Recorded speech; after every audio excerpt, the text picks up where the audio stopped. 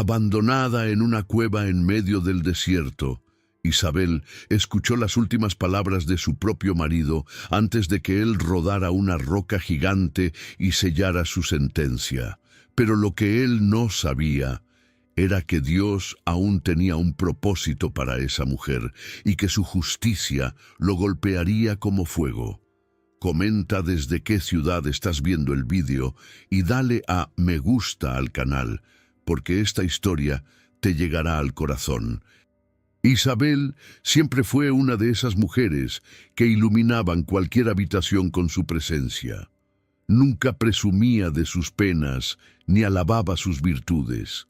Trabajaba con las manos encallecidas cosiendo y con el corazón siempre puesto en el bienestar de sus hijos. En el pueblo todos la conocían como la que sabía escuchar, acoger y aconsejar. Algunos vecinos incluso decían que poseía una dulzura divina, pero dentro de su casa esa misma dulzura parecía no tener ningún valor. Su esposo, Tomás, era un hombre de mirada dura y palabras ásperas. Con el tiempo se había vuelto frío. Vivía en constante irritación, como si la vida solo hubiera sido injusta con él. Cuando el dinero escaseaba, señalaba a Isabel como si fuera la causa de todas las desgracias.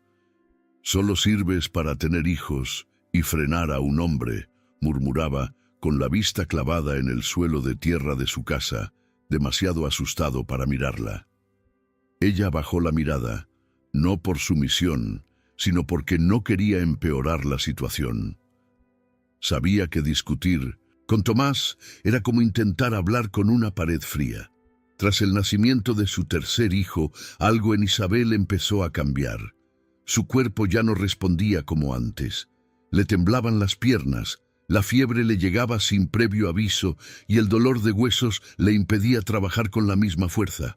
Aún así, intentaba disimularlo, levantándose temprano, preparando café, doblando la ropa, incluso con los ojos llenos de cansancio. Hasta que una mañana no pudo levantarse de la cama. Su hijo mayor, Javier, lo notó. «Mamá, ¿estás enferma?», preguntó tomándole la mano fría. Ella sonrió débilmente, acariciando el cabello del niño. «Solo cansancio, hijo.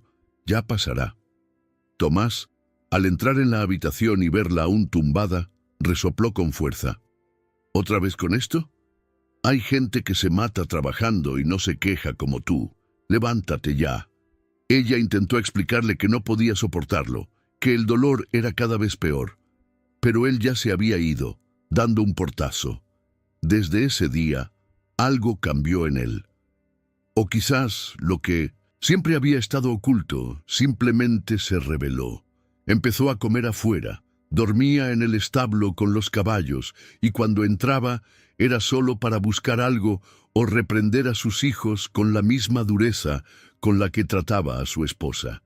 Elizabeth sintió que desaparecía. Poco a poco se volvió invisible para el hombre con quien había compartido su vida durante más de 15 años. Los vecinos notaron su retraimiento, pero nadie se atrevió a preguntar. «Tomás siempre ha sido retraído», decían. Isabel sonrió al oír eso. Una sonrisa triste, la de quien conoce la sombra íntimamente, pero insiste en no rendirse a ella. En lo más profundo de su corazón se repetía: «Dios me mira, Dios lo sabe, Dios todavía me cuida». Una noche intentó hablar con él. Tomás regresaba del campo y ella, con dificultad, se sentó en la silla de paja esperándolo. «Tomás, necesito ayuda. Estoy cada vez peor. ¿Puedes llevarme con el curandero, por favor?». Él ni siquiera la miró. Tomó una calabaza con agua, bebió despacio y dijo: «¿Ayuda? ¿Para qué? Ya no sirves. Solo me das problemas». Y se fue, dejando la puerta abierta y el frío de la noche entrando por la rendija. Isabel lloró suavemente, sin armar alboroto. Sabía que sus hijos la escuchaban desde la habitación de al lado. Sabía que si se derrumbaba, ellos también se derrumbarían. Y así, incluso en ese dolor, susurró una oración. Señor, si tengo que pasar por esto, que me sostengas, pero si algo peor viene, por favor, fortaléceme.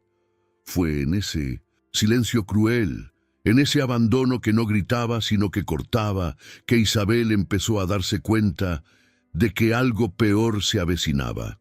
No sabía qué era, pero lo presentía en la mirada de su marido, en su actitud cada vez más fría, en su total ignorancia. Que el peligro ya no era solo abandono emocional, era algo más oscuro, más definitivo.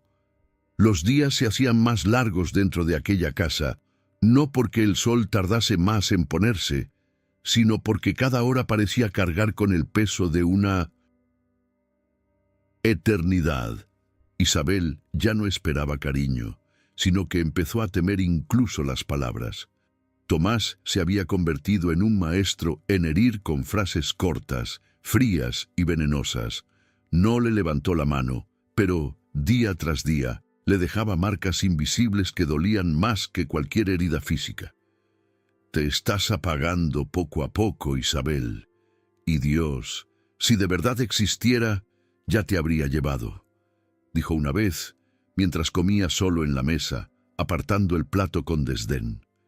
Ella, sentada en un rincón, sostenía el cuenco de caldo aguado con manos temblorosas. Tragó en silencio, más por la necesidad de vivir que por hambre. Esa noche, al acostarse, se volvió hacia la pared y murmuró en voz baja: «Señor, si aún me ves, no dejes que desaparezca así». Pero lo que más le destrozaba el corazón a Isabel era el comportamiento de Tomás delante de los demás. En presencia de vecinos o parientes lejanos que aparecían de vez en cuando con harina o un trozo de queso, cambiaba por completo. Le acercaba una silla y la sujetaba del brazo como si fuera un buen esposo. «La pobre está muy débil, pero estoy haciendo todo lo que puedo. Es lo que Dios quiere, ¿no?», decía, negando con la cabeza con resignación. Todos lo miraban con lástima, creyéndose la farsa. Sin embargo, dentro de la casa la descuidaban. Mientras él y los niños comían tortillas calientes cocinadas en una fogata, ella siempre recibía la última porción, a menudo fría, a menudo olvidada. Cuando ella se quejaba de dolor, él se burlaba. ¿Dolor? Dolor es lo que siente un hombre cuando tiene una esposa que ya ni siquiera puede levantarse de la cama. Y le daba la espalda. Los niños, demasiado pequeños para comprenderlo todo, pero lo suficientemente grandes para sentir el peso de la tristeza de su madre, comenzaron a hacer preguntas difíciles. Javier, el mayor, se acercó a ella una tarde mientras intentaba coser un trozo de tela que ya estaba roto de tanto usar. Se sentó en el suelo, mirándola, y preguntó con voz entrecortada: «Mamá, te vas a poner bien, ¿verdad?». Isabel intentó sonreír, pero sus ojos se llenaron de lágrimas. Se llevó la mano a la cara, como intentando ocultar un dolor que se filtraba por sus ojos. «Claro que sí, mi amor, claro que sí». Pero cuando él salió corriendo a jugar con sus hermanos, ella bajó la cabeza y susurró, casi sin aliento: «Ayúdame, Dios mío, sosténme, solo tú sabes lo que llevo dentro».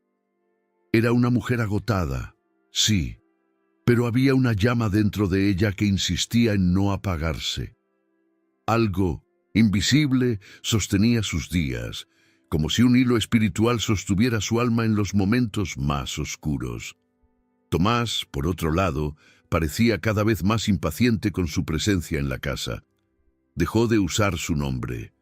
Solo se refería a ella como ella. Cuando hablaba con sus hijos, decía cosas crueles en voz alta, como si quisiera que ella lo oyera. «Esa mujer no durará mucho. Dios la abandonó hace mucho tiempo». Uno de los niños respondió una vez: «Pero Dios nunca nos abandona, papá». Esbozó una sonrisa irónica y dijo: Algún día aprenderás que hay gente que nace para ser un puñado hasta el final. Isabel escuchaba en silencio, pero en su corazón le hablaba a Dios como si estuviera sentado allí mismo, en el mismo rincón que ella. Si el Señor aún tiene algo para mí, muéstramelo. Si aún hay un propósito, dame fuerzas para continuar, porque siento que algo peor se avecina. No sabía qué era, pero la forma en que Tomás la miraba, la forma en que hablaba de ella en pasado, como si ya no estuviera, la hizo estremecer. Ya no era solo un hombre amargado, era un hombre que había perdido el alma.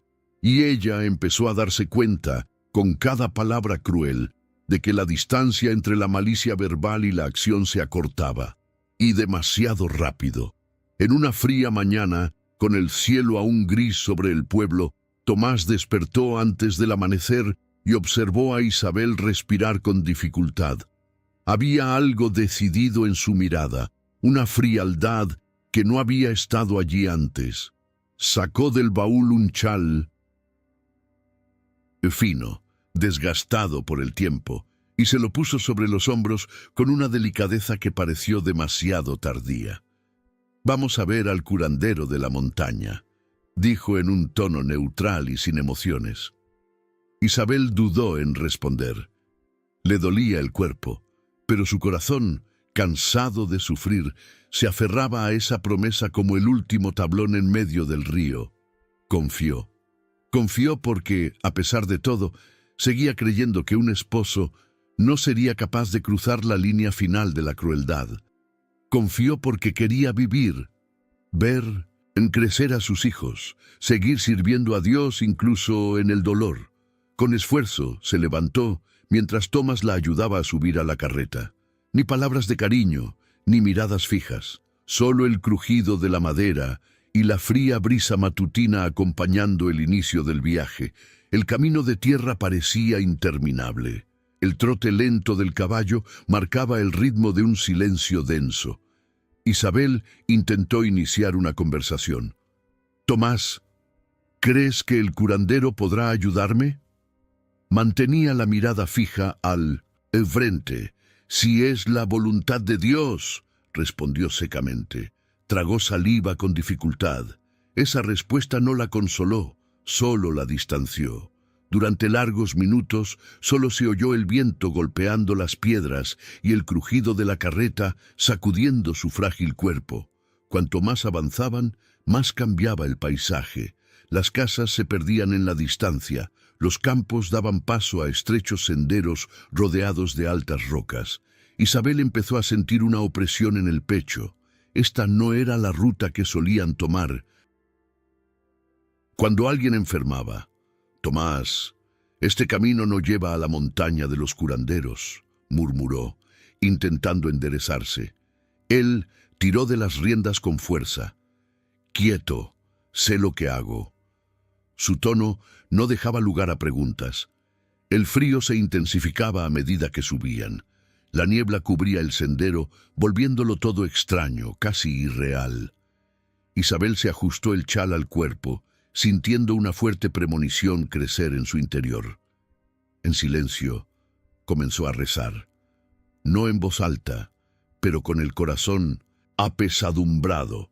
Pidió protección, pidió claridad, pidió que Dios estuviera presente, aunque no comprendiera lo que estaba sucediendo. Cuando la carreta se detuvo, el lugar estaba desierto. Enormes rocas rodeaban una oscura abertura en la montaña. Isabel miró a su alrededor confundida. «¿Dónde estamos?», preguntó débilmente. Tomás bajó sin ayudarla. Caminó unos pasos adelante y señaló la cueva. «Es aquí». Sintió que el suelo desaparecía bajo sus pies. «Aquí no hay ningún curandero», susurró. Él suspiró con impaciencia. «Ya no lo necesitas. Aquí descansarás». Tomás la jaló bruscamente del brazo hacia la cueva. El aire era húmedo, frío y pesado. Tiró un trozo de pan seco al suelo y le ajustó el chal como si cumpliera una obligación. Isabel temblaba, más de miedo que de frío. «¿Por qué?», logró preguntar. Él apartó la mirada por primera vez. Has hecho todo lo que has podido en esta vida. Aquí descansas en paz. Sin esperar respuesta, le dio la espalda. Isabel intentó llamarlo, pero no salió ningún sonido. Solo oyó pasos que se alejaban y el sonido de la carreta al alejarse.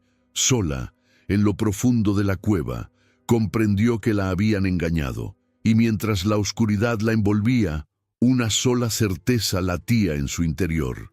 Este no podía ser el final. El silencio interior parecía gritar. Gotas de agua caían de las piedras, marcando cruelmente el paso del tiempo.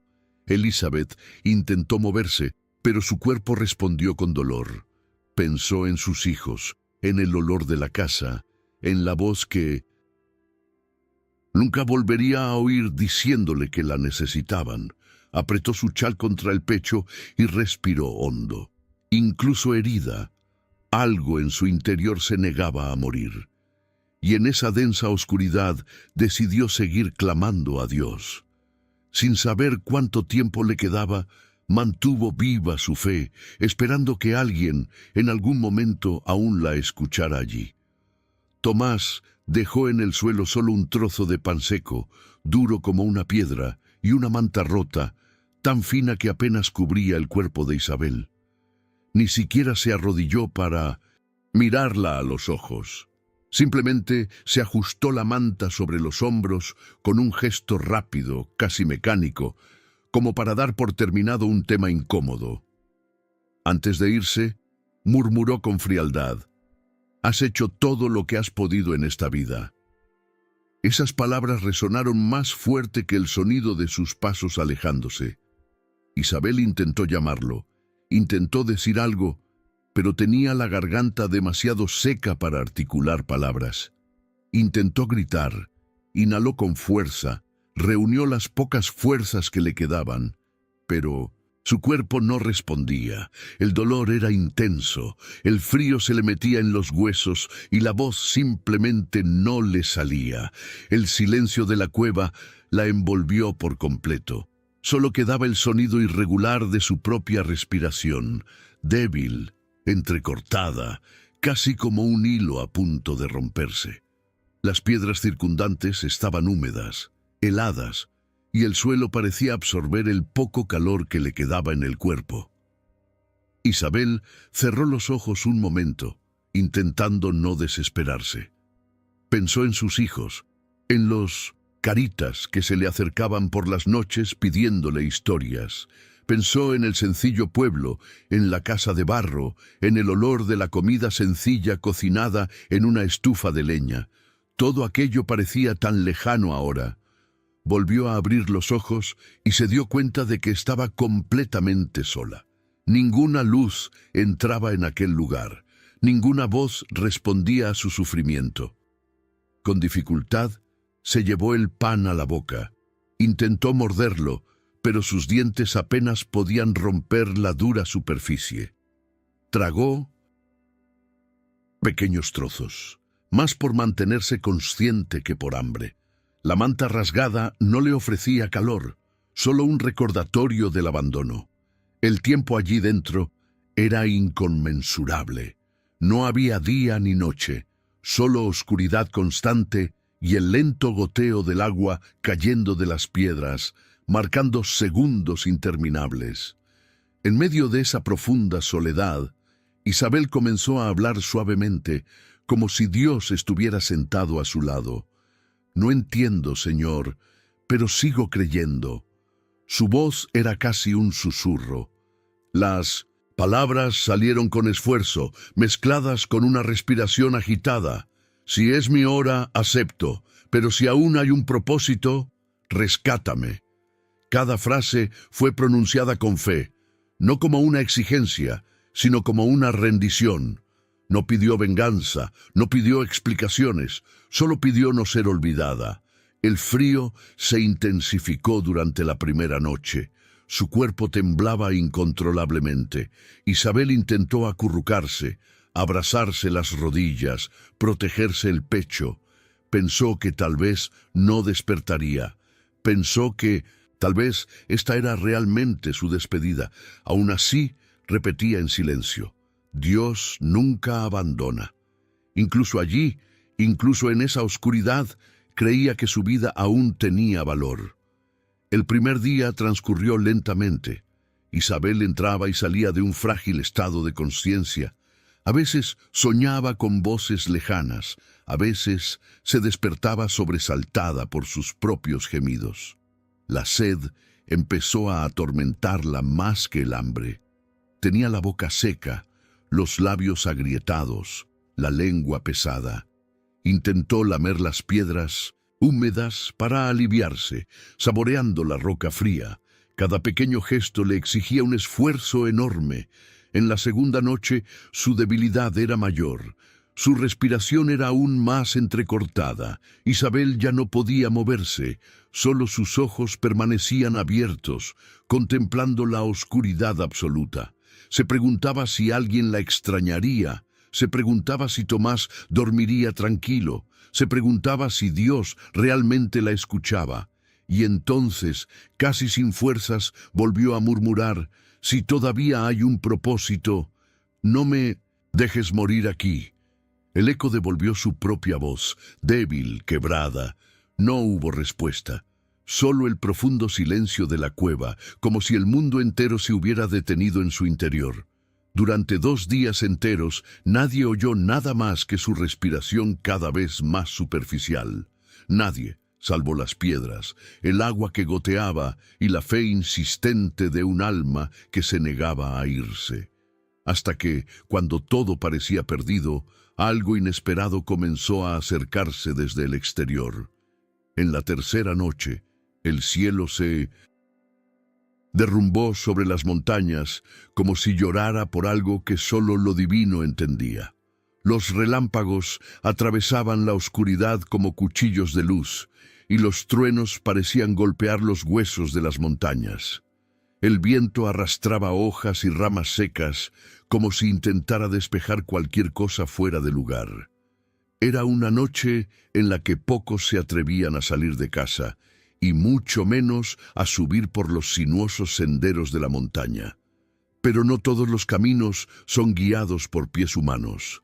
A veces, Dios mueve pies y patas que nadie espera. En la ladera más baja de la montaña vivía Andrés, un viejo cabrero de manos callosas y mirada atenta. A pesar de su edad, cuidaba de su pequeño rebaño con el mismo celo de siempre. Esa noche, inquieto por la tormenta, salió a comprobar si los animales estaban a salvo. Fue entonces cuando notó que una de las cabras había desaparecido. «¿Otra vez, Panchito?», murmuró, frunciendo el ceño mientras se ponía el poncho y cogía su lámpara. Incluso con el cielo embravecido, siguió el rastro del animal como quien ya conoce los caprichos de la montaña.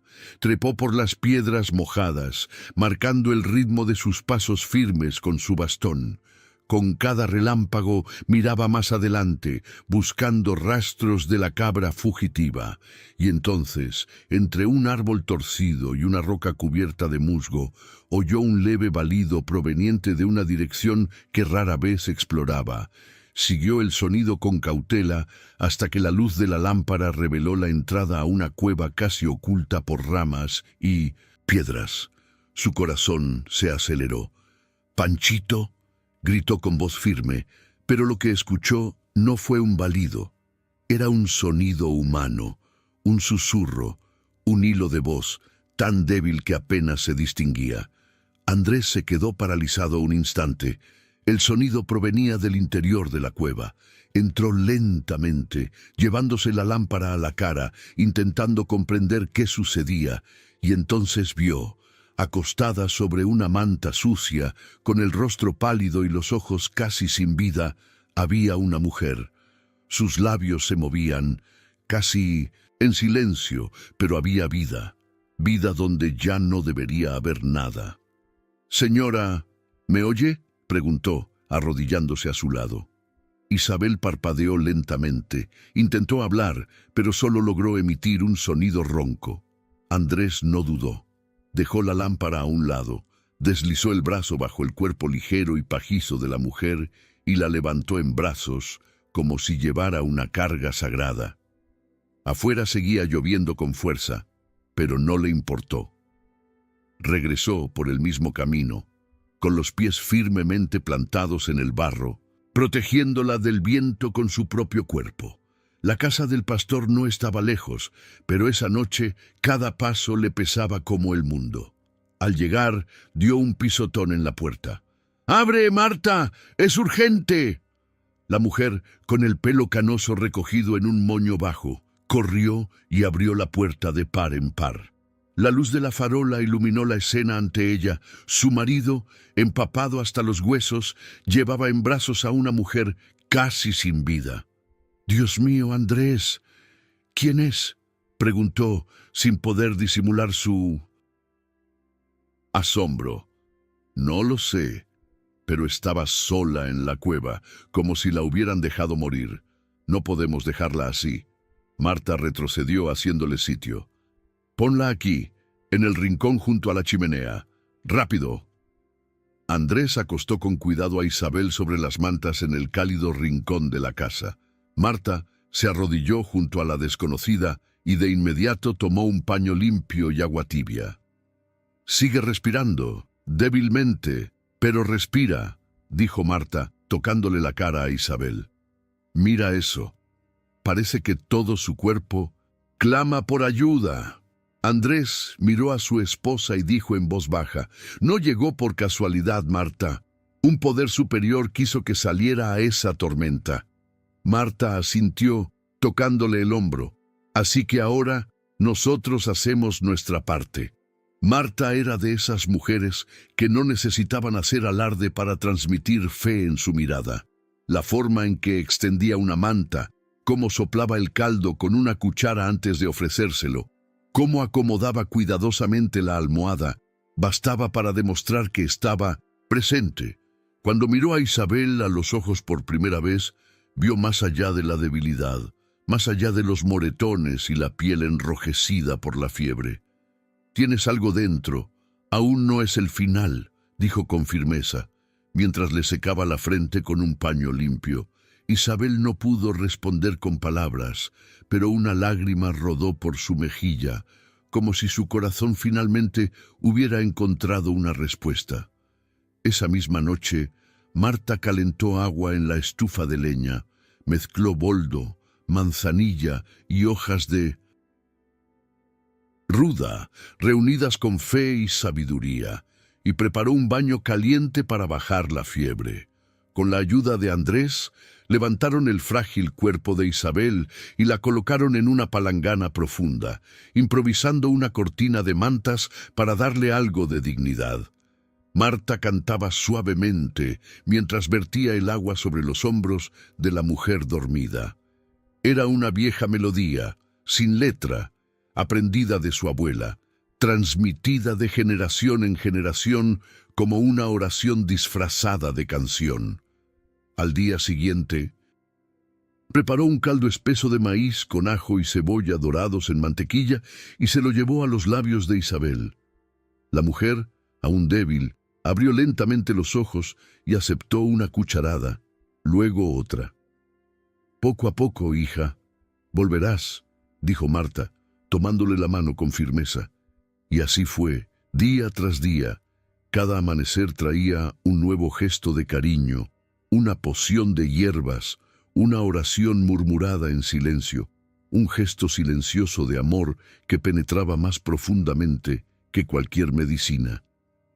Durante semanas, Marta limpió las heridas con infusiones calientes, masajeó los pies secos con aceite de ricino y peinó el cabello enredado como si se tratara de una corona.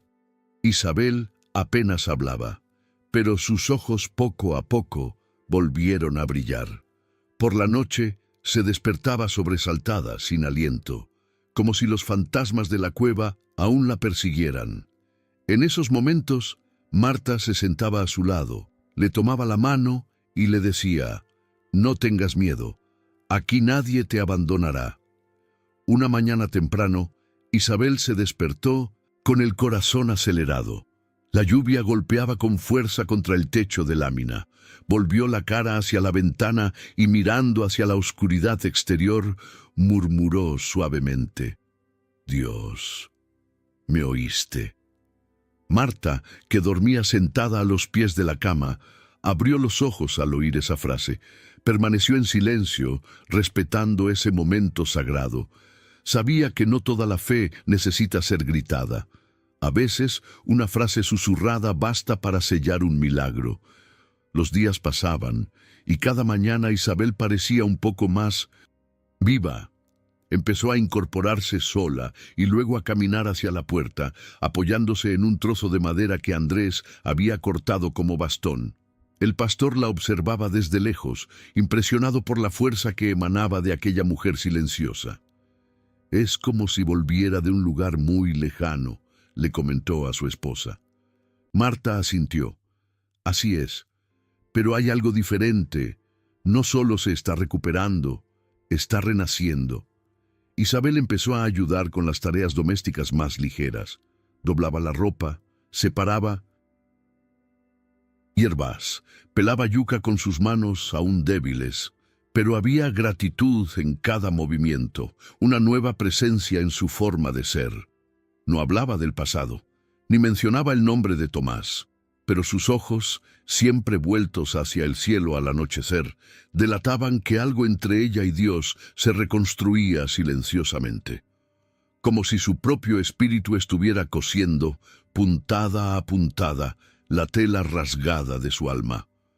Habían pasado 2 meses desde aquella noche en que el cuerpo casi sin vida de Isabel fue llevado a la humilde casa del pastor, y ahora, allí de pie, con una blusa sencilla que Marta había cosido con cariño y una falda ligera que le daba libertad de movimiento, Isabel miraba la puerta de entrada con paso firme y el alma más ligera.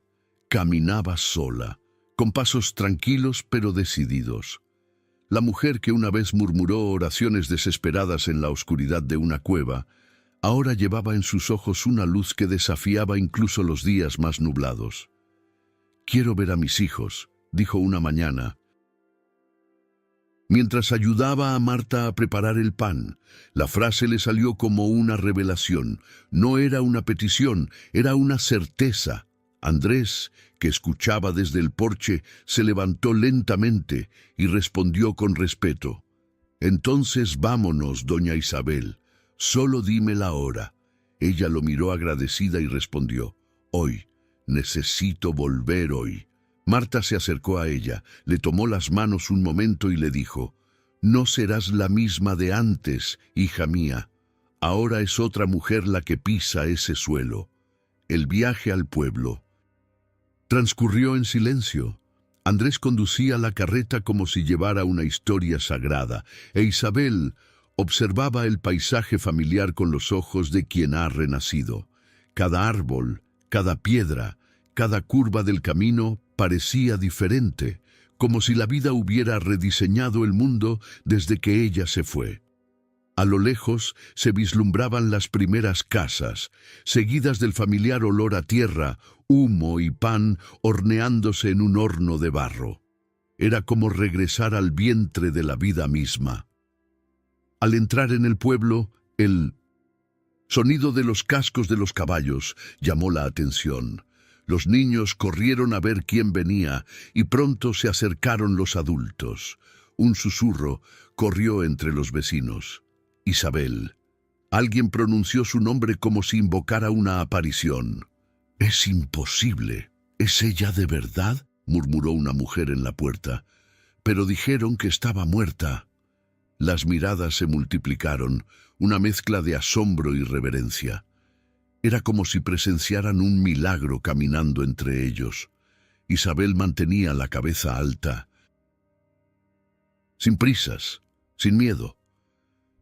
Andrés detuvo la carreta a pocos metros de su antigua casa. Se hizo un silencio denso. Isabel bajó despacio. Sus pies tocaron el suelo con firmeza y por un instante simplemente observó. La verja estaba rota, las flores del jardín se habían marchitado y el porche estaba cubierto de polvo. Respiró hondo y se acercó con pasos lentos. Dentro, voces, voces que conocía, voces que habían resonado en su memoria durante meses como recuerdo y añoranza. Tomás estaba sentado a la mesa con la mirada perdida, como si ya no esperara nada de la vida. Oyó pasos y pensó que era un vecino, pero al girarse hacia la puerta y ver aquella figura allí de pie, con el rostro limpio, la postura firme y los ojos más brillantes que nunca, se le tensó el cuerpo. Palideció. No pudo articular palabra. La cuchara se le cayó de la mano y golpeó el suelo con un sonido seco. Sus hijos estaban en un rincón de la habitación y al ver a su madre, corrieron como si vieran a su propia alma regresar a casa. ¡Mami!, gritó Javier abrazándola con fuerza. Los demás la siguieron, todos hablando a la vez, todos intentando tocarla, sentir si era real. Isabel se arrodilló en el suelo, abrazó a sus hijos y cerró los ojos, sintiendo su aroma, su calor, su peso. Nada en el mundo era más real que ese abrazo. Tomás seguía allí, inmóvil, como si el tiempo se hubiera detenido. Isabel por fin lo miró. No con odio, no con ira, sino con algo mucho más profundo, la ausencia. Él había dejado de existir en 1900.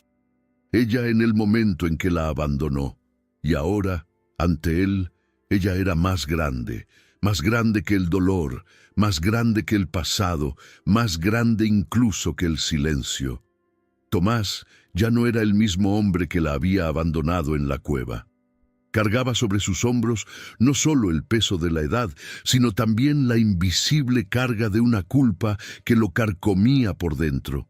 Su cuerpo estaba más delgado, su cabello, antes espeso, ahora ralo, y se le caía a mechones. Una tos seca lo acompañaba desde la madrugada hasta el anochecer. Dormía poco, comía aún menos. La comida que Isabel antes preparaba con esmero ahora carecía incluso de aroma. La casa, oscura y sofocante, tenía ese aire de abandono que solo la ausencia de amor puede dejar. Su madre, doña Trini, una mujer dura y seca como un tronco milenario, ya no soportaba la amargura de su hijo. Te cavaste tu propia tumba, Tomás, y no cuentes conmigo para sacarte de ella, le decía, metiéndole un plato de comida fría en la garganta al final del día. Ya no lo defendía delante de los vecinos, e incluso los vecinos, antes cómplices de sus chismes y risas maliciosas, ahora lo miraban con desprecio. Había un silencio a su alrededor, un silencio denso, un aislamiento que crecía con cada mañana que pasaba. Ese día, al ver a Isabel de pie en la puerta, rodeada de sus hijos que la abrazaban con lágrimas en los ojos, Tomás se quedó paralizado. Abrió la boca, pero no le salieron palabras. Respiraba con dificultad.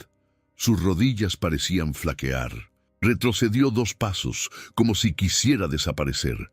Pero era demasiado tarde. El pasado había regresado. Y ella estaba allí, de pie, más viva de lo que jamás había imaginado. Isabel no lo miró con furia. No había deseo de venganza en sus ojos.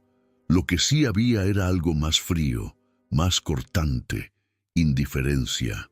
Cuando los niños se calmaron y los abrazos dieron paso al silencio, se levantó y caminó hacia Tomás con paso firme. Él bajó la cabeza antes de que ella pudiera decir nada. No pudo sostenerle la mirada. Era como enfrentarse a su propia condena. «No vine por ti», dijo con voz firme, pero sin alzar el tono. «Vine por mis hijos». La frase cortó el aire como una cuchilla. Y en ese momento, Tomás sintió temblar el suelo bajo sus pies. Intentó decir algo, una súplica, quizás una disculpa, pero parecía tener la garganta cerrada. No le salían las palabras. Solo logró emitir un sonido ahogado, un gesto desesperado con las manos. Pero Isabel ya había apartado la vista.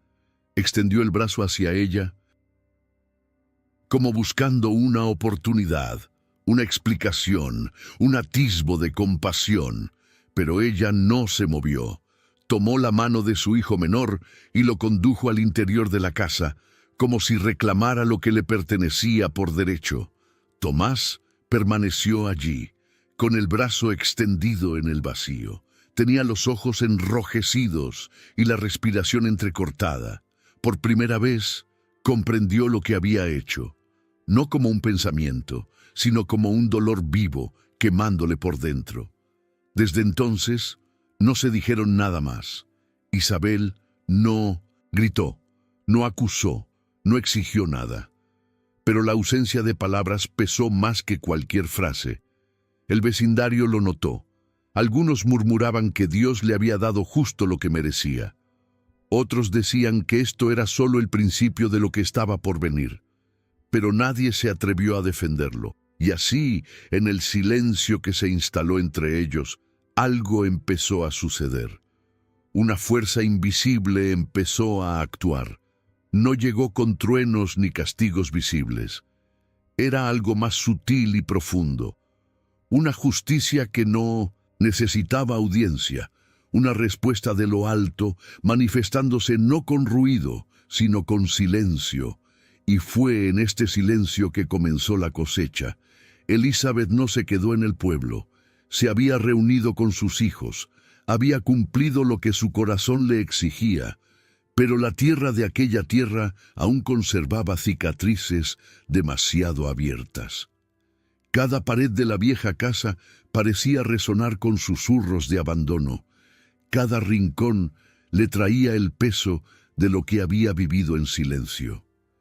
Sabía que necesitaba empezar de nuevo, no solo por ella misma, sino por todo lo que había sobrevivido. No podía respirar con tranquilidad en un lugar donde el dolor aún persistía como una sombra.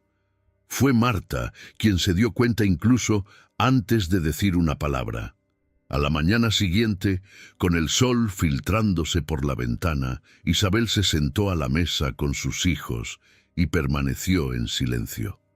No había tristeza en su rostro, sino una profunda quietud. Marta, que había venido a visitarla con una cesta de pan y fruta, entendió el mensaje. Ven conmigo. En el pueblo vecino hay una señora que alquila una habitación al fondo del patio. Es sencilla, pero está limpia, y hay espacio para ti y los pequeños. Isabel asintió con una leve sonrisa y respondió: es todo lo que necesito, un comienzo. Con la ayuda de Marta y Andrés, se mudó en pocos días. Llevó solo lo necesario, algunas prendas de ropa, sus hijos y su fe. En su nuevo hogar, encontró una paz que no había sentido en mucho tiempo. La habitación era pequeña, con paredes de barro y techo de paja, pero había un rincón con buena luz natural. Allí, Isabel colocó una mesa sencilla, prestada por la señora de la casa, y comenzó a coser de nuevo. La misma mujer que antes hilvanaba la ropa por obligación, ahora hilvanaba las telas como si estuviera cosiendo heridas. Al principio, solo hacía pequeños arreglos para sus vecinas: ropa de niños, sábanas rotas, faldas con dobladillos sueltos. Pero con el tiempo, otras mujeres comenzaron a buscarla no solo por el trabajo, sino por la forma en que la recibían. Isabel escuchaba atentamente. Siempre tenía una infusión lista, un lugar limpio para sentarse y una palabra de consuelo. Y así, sin anunciar nada, comenzó algo más grande de lo que ella misma imaginaba. Un día, una joven llamó a la puerta con un bebé en brazos y lágrimas en los ojos. «Señora, he oído que aquí nadie se marcha». Isabel abrió la puerta sin dudarlo. «Aquí nadie se queda atrás», respondió él, y la condujo adentro. Esa noche, mientras acomodaba el colchón en el suelo para la nueva huésped, comprendió lo que estaban haciendo allí. Ya no era solo una casa con agujas y telas, era un lugar de nuevos comienzos. Sin mucha fanfarria, Isabel fundó un pequeño refugio. No tenía nombre ni letreros, pero quienes lo necesitaban sabían cómo llegar. Mujeres heridas por maridos violentos, jóvenes rechazadas por sus familias, viudas sin hogar, madres con niños en brazos y esperanza en el suelo. Todas eran recibidas con el mismo gesto: un vaso de agua, una manta y la mirada de quien ha estado en el fondo de una cueva y sabe lo que es ser olvidada. Elizabeth cosía de la mañana a la noche, hacía vestidos, remendaba pantalones, creaba mantas y paños de cocina. Cada puntada que hacía era una oración. Cada trozo de tela colgado en el tendedero era una súplica silenciosa. «Señor, úsame donde sea necesaria», susurraba mientras cortaba los patrones. Y Dios la usó, porque cada mujer que entraba por esa puerta salía con algo más que costuras remendadas. Salía con el alma remendada. Los niños ayudaron lo mejor que pudieron. Javier, el mayor, barría el patio y recogía leña. Los más pequeños ayudaban a doblar las telas y secar los platos. Era una casa sencilla pero vibrante, llena de risas contenidas, lágrimas curadas e historias compartidas entre puntadas. Y mientras Isabel guiaba sus tijeras sobre las telas, sintió, en lo más profundo de su corazón, que no la habían dejado morir, que la habían preparado para acoger la vida de otros. El tiempo pasó, pero en lugar de borrar la historia de Elizabeth, la hizo florecer. El pequeño refugio, que comenzó con un colchón en el suelo y un plato extra en la mesa, se transformó en un hogar con vida, donde la fe se materializaba en cada detalle. Adquirió paredes nuevas, pintadas con cal por las mismas manos que una vez llegaron allí en ruinas. Adquirió una puerta robusta, donada por un herrero del pueblo vecino, que también lo había perdido todo, y encontró refugio allí, cuando acogieron a su hermana. La comunidad comenzó a ver ese lugar con otros ojos. No era solo una casa, era un milagro en movimiento. Las donaciones comenzaron a llegar como bendiciones silenciosas. Una viuda empezó a enviar pan cada semana. Un comerciante ofreció telas e hilo. Un grupo de mujeres de la iglesia local organizó canastas de alimentos y, poco a poco, el refugio fue ganando espacio, estructura y propósito. Médicos voluntarios comenzaron a visitar el lugar, atendiendo a mujeres con heridas visibles y otras más profundas, que no sanaban con medicinas, sino con escucha, cuidado y paciencia. En la parte trasera de la propiedad, Isabel y sus hijos plantaron un pequeño huerto. Era sencillo: cilantro, zanahoria, yuca y algunas hierbas medicinales. Pero ver la tierra dar fruto después de todo lo que habían pasado tenía un sabor sagrado. La tierra solo responde cuando aprendemos a hablarle, les decía Isabel a los más pequeños. Ellos escuchaban atentamente. No solo la tierra aprendió a florecer, allí los corazones también. Los jóvenes empezaron a llamar a la puerta del albergue, pero no para pedir ayuda, sino para ofrecerla. «Queremos ser como la señora Isabel», decían. Chicas de entre 15 y 20 años, de ojos brillantes y manos dispuestas, querían aprender a coser, a cocinar, a cuidar, pero sobre todo querían entender cómo una mujer abandonada a su suerte podía mirar el mundo con tanta paz. Isabel sonrió, sentada con el delantal manchado de harina y las manos llenas de hilo. «Solo tomé una decisión: no renunciar a Dios, porque Él no me abandonó y tampoco te abandonará a ti». Enseñaba sin necesidad de alzar la voz. Sus gestos eran lecciones, su presencia una respuesta. Cada mujer acogida se convertía en una nueva esperanza, una corriente de transformación nacida del cuidado. Un bebé que llegaba desnutrido, meses después, jugaba en el patio. Una mujer que llegaba con miedo de mirar a los ojos, volvía a reír junto a la estufa. El refugio era un hogar, pero también un altar, un lugar donde la fe se convertía en alimento, donde el abandono se transformaba en pertenencia. Isabel no buscaba reconocimiento. Cuando llegaban los elogios cambiaba el enfoque. «Todo esto es obra suya», decía, señalando al cielo.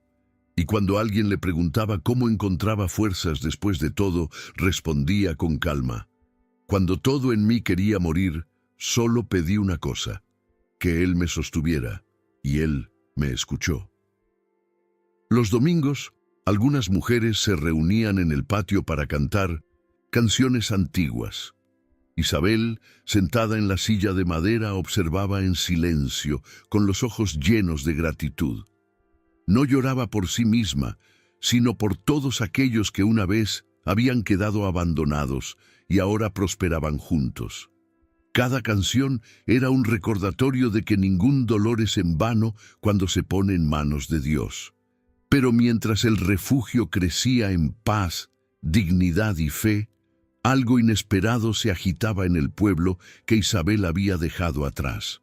Un movimiento silencioso, sutil, casi invisible, como si las semillas del pasado finalmente comenzaran a germinar al otro lado, no con flores, sino con espinas.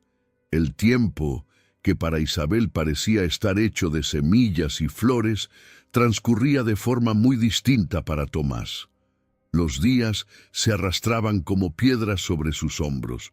Después de que Isabel se fuera del pueblo con los niños, ya nada le servía. Primero, perdió su trabajo en la fábrica de cerámica.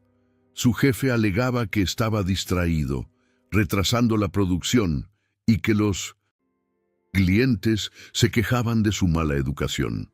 «Llevas la mala suerte en la cara, Tomás», llegó a decirle uno de sus compañeros. «Donde quiera que tocas, se marchita».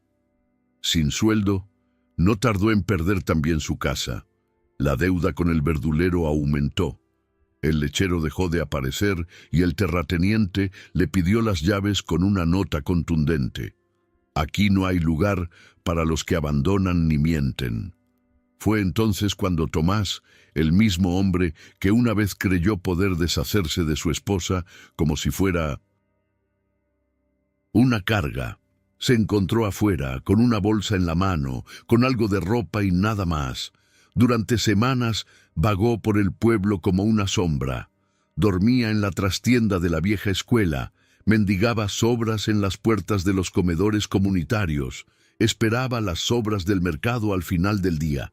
Pero incluso la gente más sencilla evitaba mirarlo. Había algo que todos sabían y que nadie se atrevía a decir en voz alta: había forjado su propio destino con las manos que una vez empujaron a una mujer inocente hacia la muerte. Los niños lo evitaban, las mujeres se desviaban, e incluso los hombres más rudos guardaban silencio a su paso. Un silencio denso, crítico. No era solo un mendigo. Era un hombre marcado por algo más profundo, el rechazo de su propia comunidad, una bancarrota moral que ni siquiera el tiempo podía borrar. Fue él, el marido que abandonó a su mujer en la cueva, murmuraban en las esquinas, e incluso quienes no conocían todos los detalles sabían lo suficiente como para dar media vuelta. Cuentan que una tarde, Tomás apareció en la puerta del refugio. Tenía barba larga, ojos hundidos y la ropa manchada de polvo del camino. Se detuvo allí, demasiado asustado para llamar. Miró la fachada, ahora adornada con flores en la pared y las voces de niños jugando de fondo. Esperó unos minutos hasta que una de las mujeres lo vio. Fue a avisarle a Isabel. «Está aquí, solo. Quiere hablar contigo». Isabel dudó antes de responder. Se limpió las manos en el delantal. Respiró hondo y, mirándolo fijamente, dijo: «Dile que no necesita entrar aquí. Dios ya sabe qué vino a buscar». La niña dudó, pero regresó y le entregó el mensaje. Tomás no discutió. Simplemente asintió levemente y se alejó, arrastrando los pies por el camino de tierra. Más tarde, cuando uno de los jóvenes voluntarios le sugirió a Isabel que quizás al menos debería escuchar lo que tenía que decir, ella respondió con calma, pero sin titubear: no por ira, ni por venganza, pero hay heridas que solo Dios puede sanar, y esta ni siquiera mi perdón puede alcanzarla. Solo Él puede tocar lo que se hizo en la oscuridad. Desde entonces, nunca regresó. Empezó a vagar entre aldeas, viviendo de las obras, rechazado por todos. Su salud se deterioró, su tos empeoró, sus pies se agrietaron, sus ojos ya no veían bien. Pero lo que más le dolía era el silencio, la ausencia, el hecho de haberse vuelto invisible para el mundo, el mismo mundo que, un día, creyó poder manipular a su antojo. La cueva que una vez usó como su destino ahora lo seguía como un símbolo. Mientras tanto, al otro lado del camino, Isabel florecía. La mujer que él había intentado extinguir ahora iluminaba otras vidas. Con cada nueva mujer que llamaba a su puerta, Isabel veía un reflejo de lo que una vez fue, y con cada nueva mañana era como si Dios repitiera en silencio: la última palabra no es el abandono, es la gracia. Había días en que Isabel despertaba antes del amanecer, se sentaba en el pequeño banco de madera bajo el porche del refugio y observaba el silencio matutino como si escuchara los secretos de Dios. La primera luz del día rozaba la tierra con delicadeza, y fue en ese instante, cuando todo parecía suspendido entre la oscuridad y la luz, que recordó el frío de la cueva, el sabor del pan seco, el sonido de su propio susurro, y entonces miraba lo que había construido: los niños corriendo por el patio, las mujeres preparando café juntas, las telas ondeando al viento, y comprendía: no la habían salvado para sobrevivir, había sido criada para cumplir algo más grande. El dolor que una vez creyó que la destruiría fue, de hecho, el camino que la moldeó. La humillación, el abandono, el olvido. Todo eso ahora parecía haber sido esculpido a propósito. «Señor, ahora lo entiendo», murmuró para sí misma mientras recogía hojas en el jardín. La cueva no fue mi fin, fue el comienzo del lugar donde el Señor me tomó de la mano. Muchas noches llegaban nuevas historias a su puerta. Cada mujer tenía su propio dolor, y al oírlas, Isabel ya no se escandalizaba, no por frialdad, sino porque comprendía. Para ella, el dolor tenía rostro, tenía nombre, olía a piedra mojada y sabía a lágrimas contenidas. Por eso, al recibir a cada una, no solo les ofrecía refugio o alimento, les ofrecía presencia, un abrazo firme, un silencio respetuoso, la mirada de alguien que conoce los valles más oscuros y el camino de regreso. Una tarde, una de las jóvenes que vivían en el refugio le preguntó en voz baja mientras la ayudaba a coser: «Señora Isabel, ¿por qué cree que Dios la dejó vivir incluso cuando nadie más creyó?» Isabel detuvo la aguja un momento, sonrió levemente y respondió con ternura: «Porque Él sabía que mi historia seguía albergando otras historias. Porque había mujeres como usted que aún llamaban a mi puerta, y porque su amor nunca nos entierra antes de tiempo. El propósito nunca fue mi muerte, fue lo que vendría después».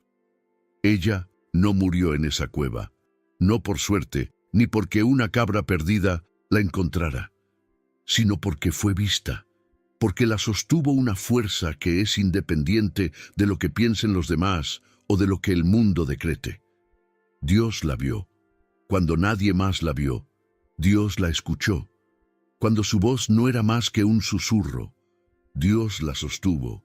Cuando su cuerpo cedió, y finalmente Dios la honró, ante los hombres, ante sus hijos, ante quienes se burlaron de ella, ante sí misma, la mujer que se arrastraba en silencio, que lloraba sola entre las frías piedras, ahora era buscada por otros que necesitaban refugio.